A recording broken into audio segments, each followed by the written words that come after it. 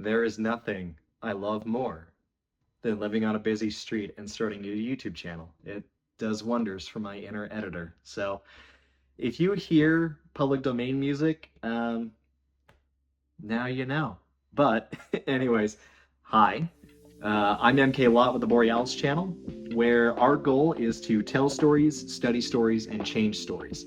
And in this video, I want to talk about how storytelling tactics are used in sales, because I think that's important to learn, and how it can be a benefit to you if you're a salesperson, but especially if you're a prospect being sold to. Because no matter what we want to say, sales are everywhere. As much as I make the argument that everything is a story, somebody could easily make the argument that everything is a sale. And I could see where they're coming from. You know, maybe that's just me being an American, but I get it, right? When you are in a job interview, you're essentially selling yourself as the ideal candidate for that position. When you're on a date, you're selling the idea of a romantic relationship with that person, assuming that that's what you want. If you are debating between, I don't know, like chimichangas or spaghetti, and you're in an argument with someone about it, you're selling the experience of having food from a certain culture. That's how it is. So everything could be seen as a sale, which is why it's important to understand the story that's being told when you are selling and how you can use it to your benefit. So I want to use archetypes with this because I think archetypes are a really great way of simplifying things in a more template fashion. I think that actually goes a long way. So this is from what I've learned after a couple of years in sales and seeing what works and what doesn't, at least for me personally, and seeing it with other people. But at the end of the day, when a salesperson is selling to a prospect, there are two archetypes involved. There's the protagonist and there's the mentor. And you'll hear this a lot too in the context of running a business or being an entrepreneur, which I may even do a video about later. But the mentor has the responsibility of getting the protagonist from where they are to where they need to be, right? Obviously, the ones that everybody always talks about, if you're a nerd, are Gandalf from Lord of the Rings or Obi-Wan Kenobi from Star Wars, right? They're usually older, wiser, but they help Luke and Frodo get to where they need to be to achieve their goals. That's essentially what a good salesperson does to a prospect. They recognize the need for them to have something or to be somewhere else. You know, for example, I used to sell furniture. That was one of my sales jobs.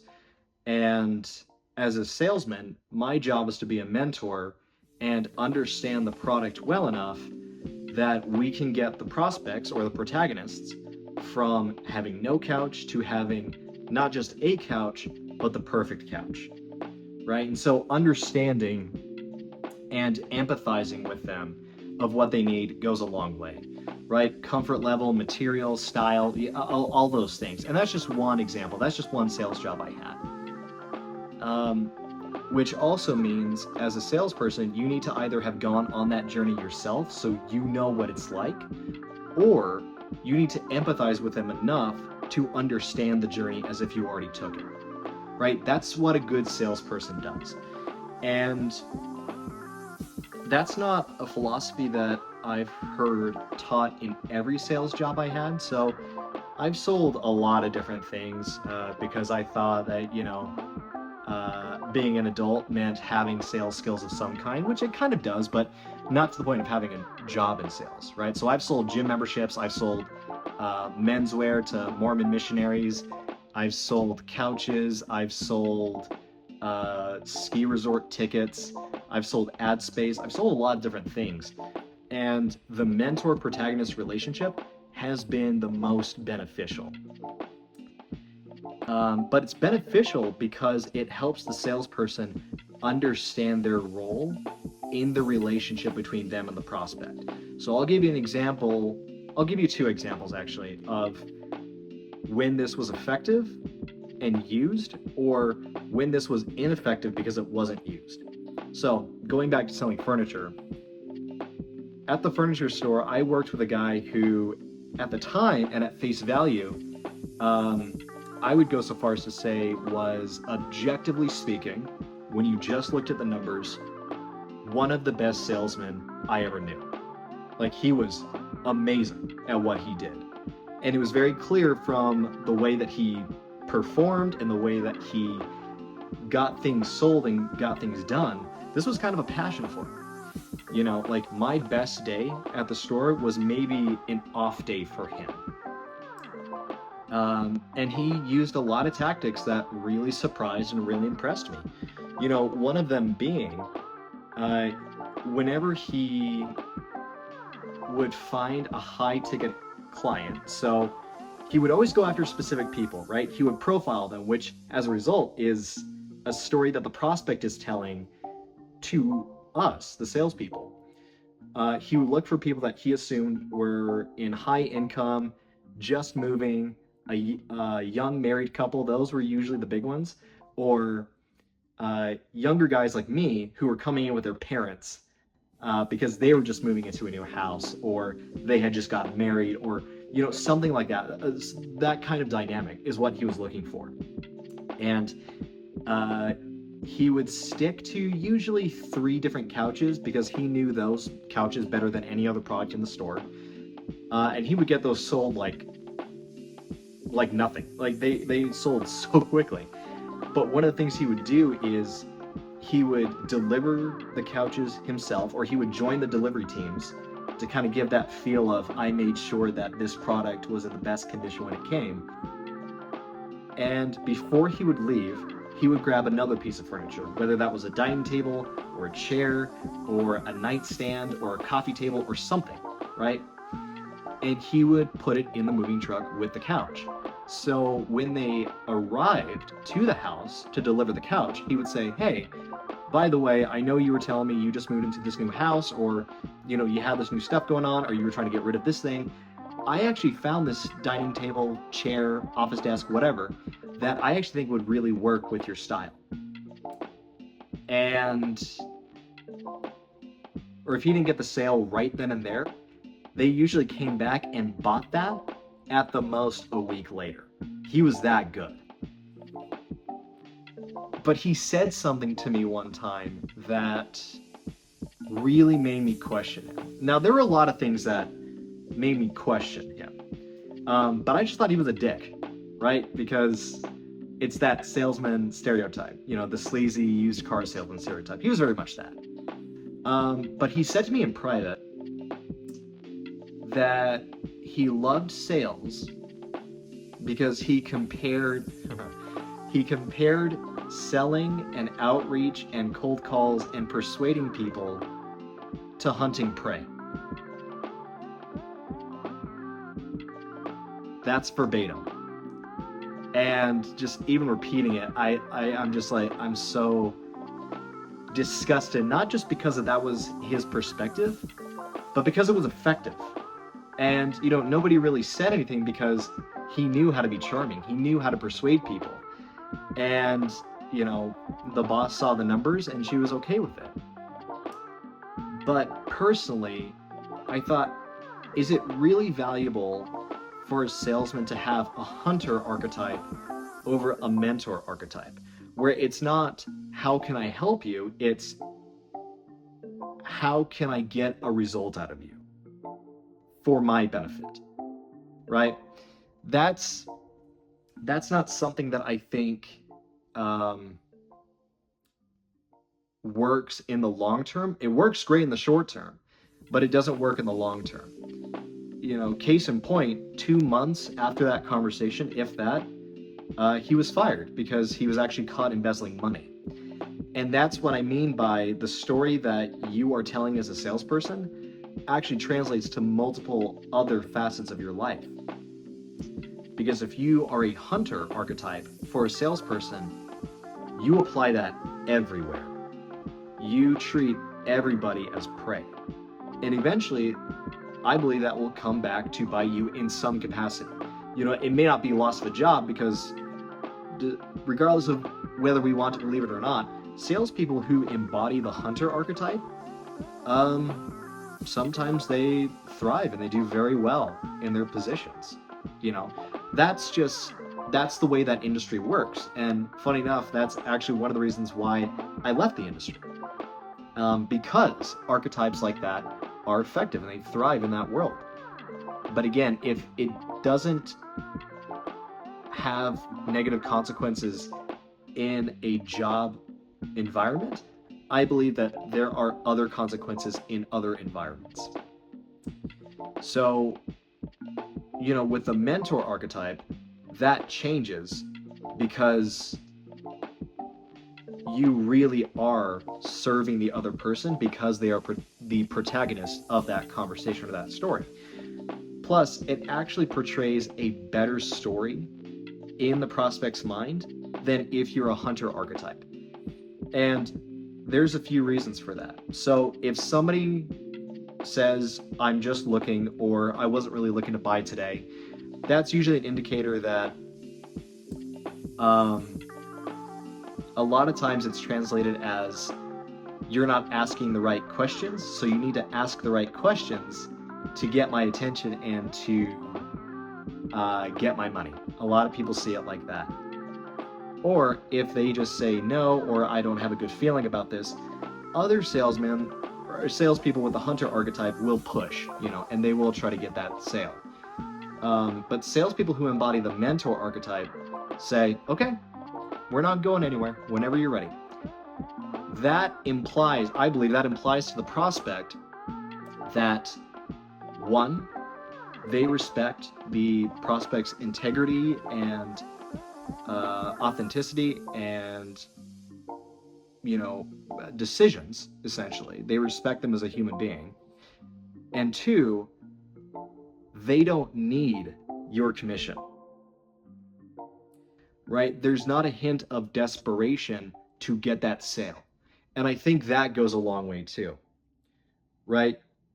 A hunter archetype in sales will constantly take and take and take and pull and pull and pull to get the catch, right? A mentor archetype understands that they will find the right people and they will get them to the right outcomes if they are the right fit.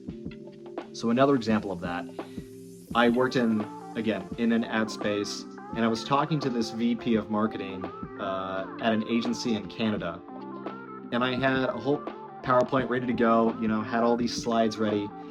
And as he was telling me about what he needed and what he thought his clients wanted, which was very minimal, he was very tight-lipped, I remember looking at it, and then I said, okay, well, let's make this short then. And I skipped the entire slide except for the last three. And I said, in that case, I think this would be the most beneficial way that we can bring value to you. I went through those slides, and usually what took 10 minutes took me 2. And I said, now at the end of this, now that you know a little bit better about what we offer, do you think this would be a good value to your clients? And as soon as I asked that question, his posture kind of changed, which, is a good physiological story.